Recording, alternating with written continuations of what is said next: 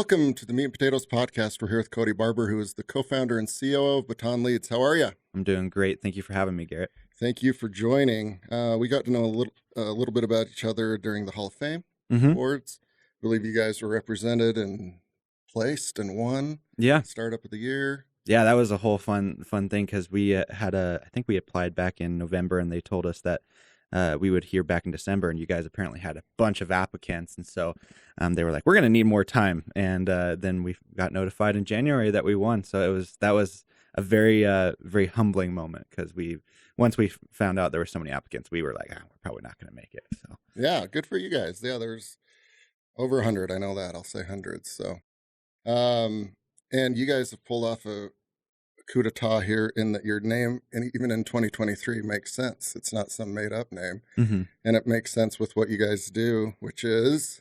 Yeah, so we've basically set up a referral network that eventually will service the entire home services industry. Right now, we're just in a niche that we came from. My business partner was in the pest control industry, and so that's where we're at. But basically, if a pest control company gets a call for something that they don't do, then they're able to use Baton, which is our company, to refer that customer to another company and get paid for sending that referral. And Baton keeps a small cut of that.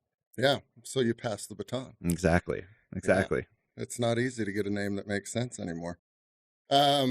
So pretty simple in the premise of you got a guy. This happens to all of us, right? Like, hey, do you have a guy that can do this? It happens to me with like guns or hunting, or sometimes like, I need a CFO. Do you got a guy? Mm-hmm. So a lot of us wear hats. We're a poor man's HR recruiter. We're a poor man's marriage counselor. We're a poor man's like Tinder, right? I've got a few weddings that I've helped connect. Facilitate. Yeah, there we go. And oftentimes you don't even get a thank you on the back end, right? Absolutely not. That happens quite often, right? Quite often. So, somebody might have ants, and I'm just going to make up the example, but they also have this pesky raccoon that's causing all sorts of chaos. And so the guy shows up and they just assume he's got a van and some equipment they can take care of the raccoon, right? Mm-hmm. He doesn't want any part of that raccoon. So that would usually end there, right? Yeah. The customer might ask them, who do you know that could help me with this raccoon? And then they would just have some general answer. You can go Google it, go use Home Advisor, whatever. But it's not like a very concrete answer for the customer to be able to have that problem resolved for the customer. So, or there's just like you explained with your gun situation, or, you're finding a CFO, maybe they have people that they refer out to, but the problem is that they were referring to a wildlife company and that wildlife company never refers anything back. And sometimes it's just because of opportunity. The wildlife company doesn't get a lot of pest control calls, but nor is there a thank you or, maybe financial compensation for sending them, and at times tens of thousands of dollars of work. Yeah. So Baton it's kind of like what I like to think about it as is like a system of checks and balances. So Baton is there to be the ugly word of the middleman, where the referral provider is happy because they're sending through a customer and being able to provide really good customer service, but then also getting compensated for sending a referral to another company. And that is the thank you. That's the pat on the back that they would love and, get. And then it also opens up opportunities to get referrals from other companies as well, including that wildlife company that they refer to. Yeah. And in order to do that, you need to have like a photographic memory and like a bunch of assistants, or you need kind of a platform Mm-hmm. to provide the support and provide the, proof, and provide like the payment, all of that, keep track of everything. Yep. Because there are like massively great connectors, right? Yep. And I'm sure there's people that inherently have been doing this their entire careers, of like, I got Bob the builder and Paul the plumber, and they might have their little cabal. Yeah, everybody's got that old head, network kind of thing that exactly. But if somebody's moving from Boise to Salt Lake, that usually severs that like small cabal of people. Exactly. And it's not scalable, but if you guys are able to implement what you're trying, like you can make this a national thing, right? Actually, we already are national. So we currently operate in 48 states. We have customers in we call them partners. We have partners in 48 states where we have companies that buy and sell referrals through Baton, and that's it. We've been really, really, really blessed on that. Some of our companies are just one-man bands, and some of our companies have thousands of employees. But we have a nice little network in the pest control and wildlife community. Eventually, we really need the version of scaling for us is scaling into other industries and making that a successful jump there. Yeah. Let me just give a couple of examples, and I could be way off base, right? But Go ahead. you've got mice, let's just say, and the exterminator comes and kills them, and then they have to come again. And let's say he's down in the crawl space and he sees there's just a mouse highway coming from the outside. He's not going to be the one that pours the concrete or works on the house to stop the mouse highway. Sometimes they'll try to put a Band-Aid on, but it's not always the most effective use. But if he's honest and he's like, you know what, I can keep coming back, or you can fix, the highway that you have from the outside into your house. Oh, can you do that? Of course not. I'm not a builder, but I can refer you. Absolutely. And that's the idea is these wildlife guys that we work with, they're awesome. They can trap the animal, but they're also very good carpenters. They're good. They're just a jack of all trades. So they're able to then put on the exclusion services that are needed to keep those animals out. Whereas the pest control companies sometimes don't want that liability of doing the exclusion services, or they don't necessarily have the skills. And so they might need to, for bigger, more heavier jobs, they might need to refer out. Yeah. And so you guys have kind of got your beachhead, it sounds like, in pest control, but it could span into dozens, if not hundreds, of other industries and situations, correct? Absolutely, because you think about there's different specialties out there, and for example, let's take a look at lawn. There are companies that do just mowing but nothing else, and so if I want for example, in real life, I suck at lawns. I am not good at taking care of my lawn. I know how to mow it, but I don't know much else. Like, I don't know the right, chemical, mixtures to put in. So if I go to my lawn guy if I call someone that is a mowing company and be like, hey, can you come treat my lawn to make sure it's green and fluffy or soft or whatever, the key things people want for their lawn, they might say, hey, I can't do that. That's not our business, but here is somebody that can. And then that way I'm able to find somebody. There's a lot of referral opportunities that can happen in several different industries, whether it be plumbing and electricians, whatever. Yeah. Okay. So you and your co-founder kind of came up with the idea. Yeah. My co-founder did. Yeah. So solving a pain point that you could see with your own eyeballs and process with your own brain. That's the easy part, right? So describe a little bit. I know there's a lot that goes into it, but the early days of like, all right, let's validate the idea, and then let's build the product and get an actual customer. How did you guys go about that in the early days? Yeah, so I'm going to highlight my partner here. So his name's Phil Kirkiner, and what he was working at a pest control company. And so I think the best ideas come from when you're actually in the problem yourself. If you're experiencing a problem, you really want to, figure out how to resolve it. And so he was at a pest control company, and he noticed that a lot of their customers were canceling on them because they were moving. Whether that was for legit moves or not, to be determined type of thing. But he's like, hey, how can we make a network where we can, refer our moving customer to another company and might get a little scratch on the back from that. And so that's how I would say the prototype of Baton, the initial idea of Baton came up. But then he pivoted to not only do that, but include the daily call things, such as if somebody was calling in to that said pest control company with a wildlife issue, then they could refer out, because pest control companies, about 20% of their calls are for things that they don't do. And so that's taking that 20% and really monetizing it. And so what he did was he built out this theoretical company, Baton, and then he took it to the biggest trade show. And he wasn't an exhibitor, but he took it to the biggest trade show in the pest control industry. And he was a shark. He was tenacious. He went up to every single person at as many as he could at that trade show that was just walking on the trade show floor, and just say, hey, my name's Phil. you know, here's my idea. What do you think of it? It's not a real company, but if I make this, is this something that you'd be interested in? And the resounding answer was yes. And it was something that people were wanting and striving for. In a lot of instances, people had already tried to do it themselves and failed. And we were able to do it and so far be successful at it. We've been really blessed. Love it. All right. So you get the prototype out of the way and you get it to work, and you got a group of potential customers. At some point, one of them turned into a real customer. Let's talk about when you guys were ready and how did you guys pitch them on that, and how did you make sure it actually worked? Yeah, so the key thing is connections, right?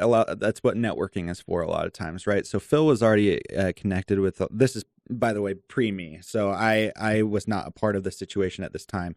But what Phil did was he worked his network and he basically had these people lined up ready to go once he was able to get the product out. And then once the product was out, these people that were listed up understood that they were going to be kind of the lab rats. They were willing, they loved the idea so much that they were willing to be tested upon.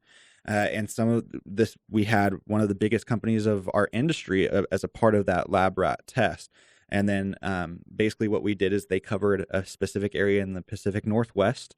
And when he brought them on and started doing those tests, he then would call local wildlife people that company could refer to. And when we call wildlife people, we can pretty much get them set up start to finish in an hour. So it's not too thorough of a onboarding process either. Gotcha. And you guys need to make sure that the whole ecosystem of partners, to the best of your ability, doesn't have weirdos and charlatans and con artists. How do you guys kind of do that as it scales? Yeah, great question. So a lot of our prospecting, if you would, is just when we're looking at an area, we will contact the people that have good reviews on online if we're doing cold calling. If we are getting a referral from another business owner saying, hey, this other business owner is really good, but then we take it at that word. Now, what we have done is, again, to use the checks and balances, we have set up a system of checks and balances where once you're on our platform and if you start receiving referrals, what we do is we follow up with the customer a few days after they are referred to you. And we ask that customer saying, hey, we referred you to XYZ Wildlife Control. How was your experience with them? And then we're not looking for the one-offs. Like, obviously, there's Karens of the world that will leave your 1-star review. Also, super sorry to whoever's named Karen out there. What a terrible plight that is to have your name got just branded like that, unfortunately, with this cancel culture. But going back to that, is we're not looking for the one-offs. We're looking for patterns. So if we can see that there's patterns of great, then awesome, you're going to stay on. If we can see that there's patterns of bad, which luckily we have not had to deal with yet, then we will remove you from the platform, and it will not be hard for us to do. We want to make sure everybody is represented well. If I'm referring a customer to you, I want to make sure that you're doing a good job, because inevitably you're representing my reputation, even though you may not be my company. Correct. Yeah. So you guys are not doing this for free, right? You're not a charity. The business model for Baton is? Yeah, the business model is basically taking a cut of what anybody's paying. So we actually don't do a subscription or anything like that. What happens is, let's say I get a raccoon and I refer that raccoon to you, and you're paying $40 per referral for that raccoon. Then Baton takes the $40 and they keep 40%. So in that instance, $16. And then I, the referrer, will make 60% and I get $24. And I can actually, as the referrer or the seller is what we like to call it, I can use that $24 that I've now made and then use it to pay for referrals that I'm receiving. So it's almost like a recycling system where the referral, the calls that I'm getting anyway that I can't do anything with, can actually pay for more business to come in for myself. And that could end up in hundreds of thousands of dollars of revenue for me. Gotcha. So pretty basic math. But like, it sounds like people aren't getting a little check. They're just getting more business by being part of the network, right? It can be either way. So we have people that definitely send a lot more than they receive in our platform. For example, that when we talked about the lab rats or whatever, right? The first company in the Pacific Northwest, they definitely send more than they receive. And so a lot of times we just cut them a check and they get a check at the end of each month rather than rolling forward their credits to the next month. So there's different options. You can, what we did in the recycling, you can use the money that you're making to pay for the stuff, or you can, second option, just roll it forward to the next month to hopefully pay for referrals that you're going to receive in that next month. Or third, you can get a check cut for you. I love it. Very flexible. A lot of flexibility, and people appreciate that because we're a world filled of different humans, right? And everybody has different preferences. And so we've just made it so that it's whatever anybody wants their experience to be. Good for you. All right. So you're building the product, you're getting the partners, you're coupling all sorts of different folks onto like one platform, right? Mm-hmm. Getting it to work synergistically. You also have to worry about other things, right?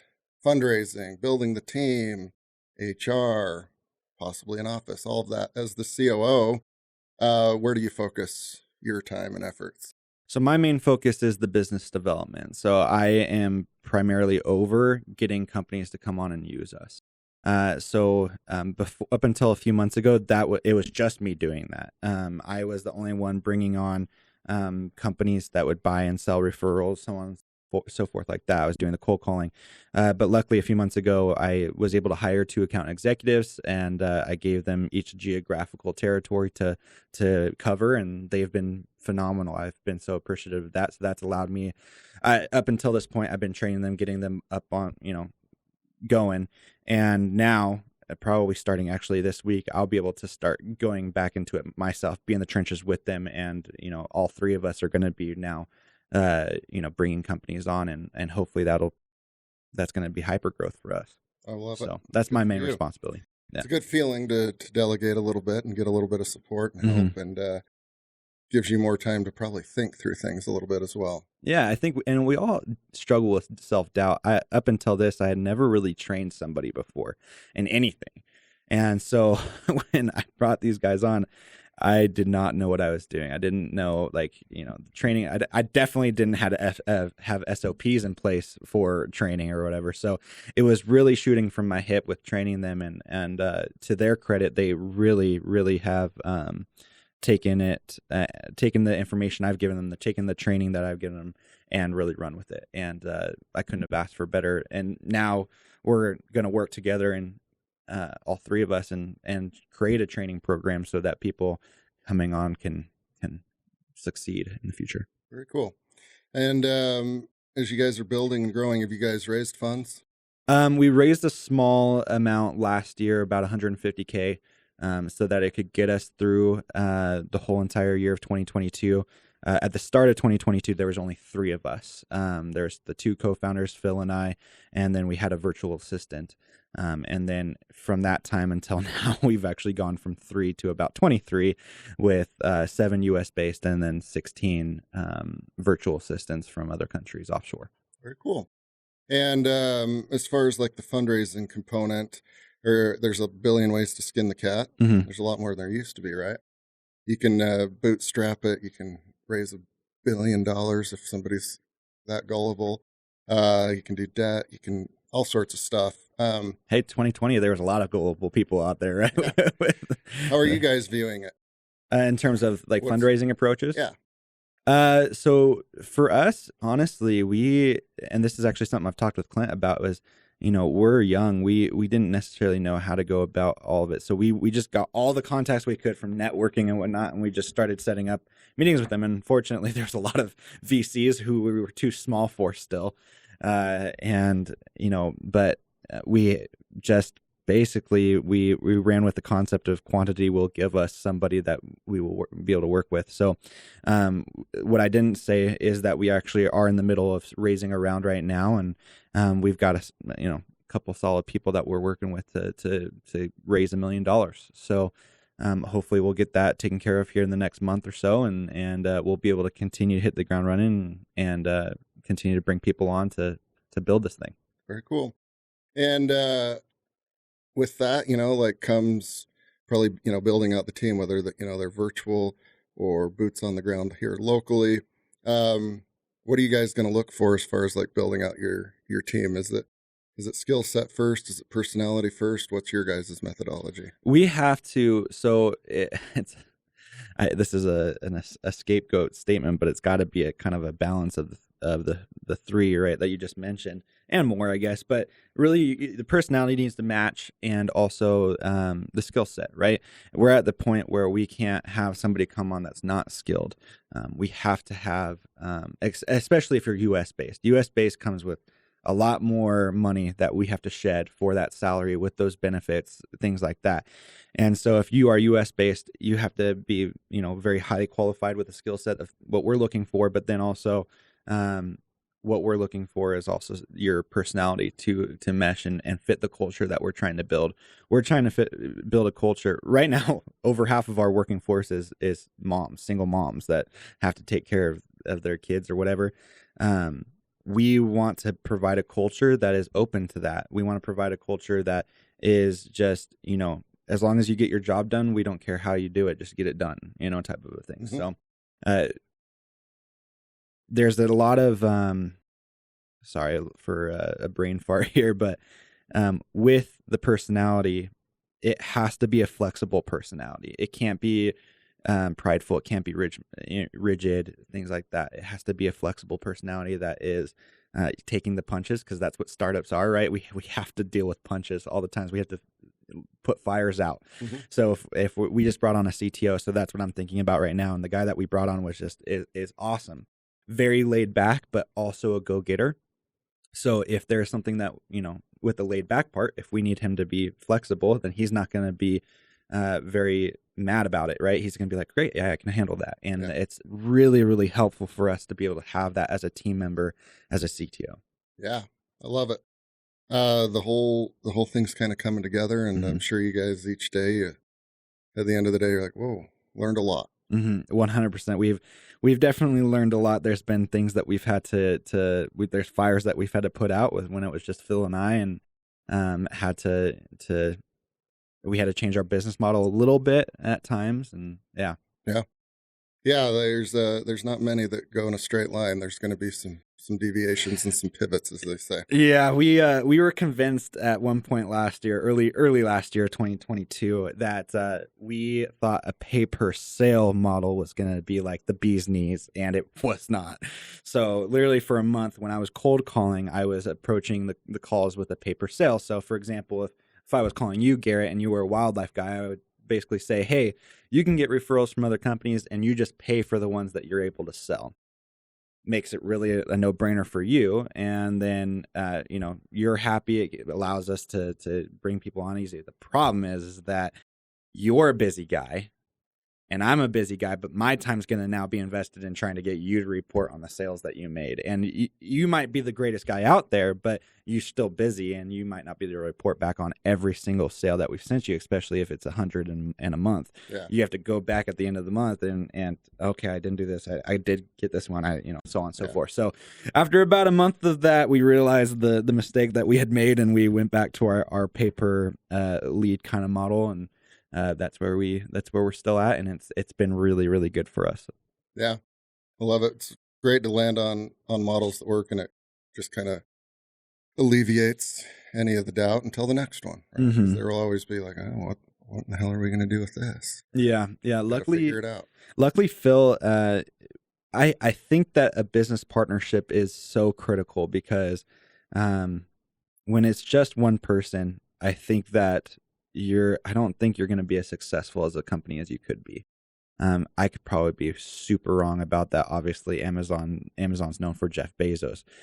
Jeff Bezos probably had multiple people he was able to bounce ideas off of. But in our instance, in our experience with Phil and I, Phil is definitely the visionary, and I'm more of the implementer. And but with Phil's vision, he's able to bounce those things off of me, and I can kind of be almost like a gatekeeper in the fact of that doesn't sound like it would work, or let me take a look. Let me actually take this to a customer and see what they think, or whatever. And, I think a business partnership is really, really vital to making a startup nowadays go high, and you have to be humble to admit when you're wrong. Because I've had instances where I've shared ideas with him, and I've definitely realized that they were the wrong ideas. So, Yeah.